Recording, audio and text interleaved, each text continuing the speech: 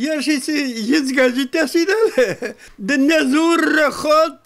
Bütün nerse var. Balalar karı rahmet. Alarga barısına da.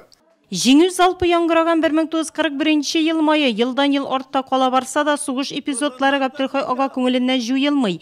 Үсмер малай келеш суғышқа кіре, қоты яраланып госпитальда ята, суғыштан соңғы ауыр елларда исенде. Пулугарға етелер еді, трактор ясадылар, комбайнер ясадылар. Bütün күрні біз шул хатындар білен сукалап чачып чықтық. Әлі менің қатырда бармақ білен тұрып гымбағат чәстірділер. 200 гектар бір баба чәстірейді. Анары шыққаш комиссия сенің бұразналарını қарап бір немат етейді.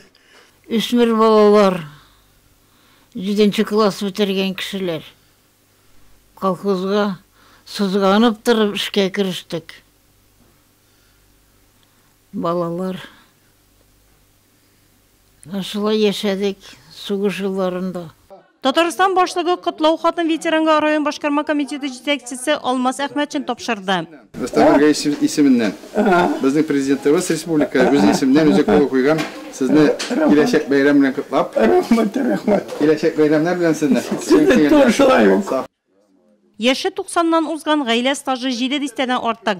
Бер дигән 7 баласы республикада данлыклы. Сугыштагы батырлыгы һәм хезмәттәге фидакарлыгы өчен байтак орден медальләр белән бүләкләнгән.